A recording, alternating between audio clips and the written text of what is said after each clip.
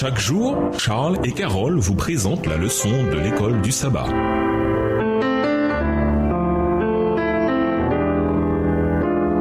Bienvenue à notre émission. Dieu nous parle. Nous réalisons de mardi un plan ou opération. Aujourd'hui, un nombre croissant d'entreprises dans le monde travaillent sur des technologies qui associent la puissance de traitement des ordinateurs et le cerveau humain. En d'autres termes, en connectant des intelligences humaines à des ordinateurs, les scientifiques espèrent avoir un impact sur nos pensées. Bien que les implants cérébraux promettent des résultats positifs pour certaines maladies, comme l'épilepsie, la dépression et Parkinson, il n'est pas difficile d'imaginer des utilisations plus malveillantes. La manipulation mentale n'est plus très loin. Et d'une certaine manière, il est déjà là. Notre esprit ressemble à un ordinateur, mais en bien supérieur. Le flux d'informations constant auquel nous sommes exposés au quotidien programme notre esprit, conditionne nos pensées et guide nos actions. À force d'être plongé dans les médias, l'esprit mondain des gens marque nos pensées et nous nous mettons à raisonner de la même manière. C'est comme si l'esprit d'autres personnes était implanté dans le nôtre, mêlé au nôtre. Comme Jésus, nous devons avoir la pensée de l'esprit. Romains 8, verset 6, version Darby. Personne ne connaît ce qui relève de Dieu, sinon l'esprit de Dieu, que Paul oppose à l'esprit du monde. 1 Corinthiens 2, verset 11 et 12. Qui est notre professeur et qu'apprenons-nous? Lisons Philippiens 2,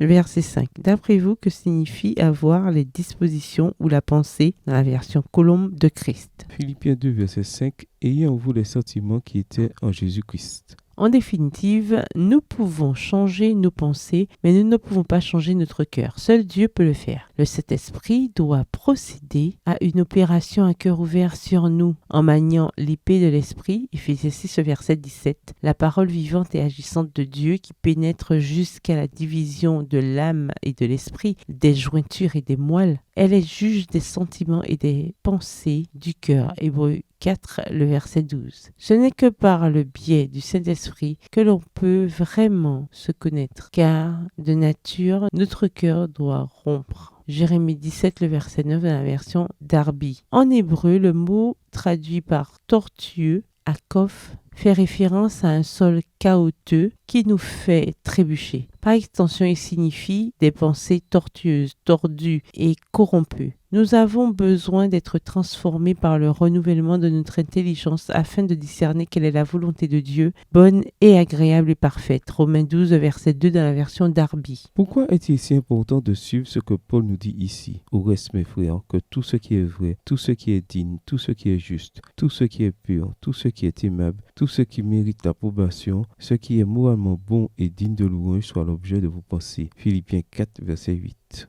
Au revoir. Et à demain si Dieu veut. Dieu nous parle. Chaque jour, Charles et Carole vous présentent la leçon de l'école du sabbat.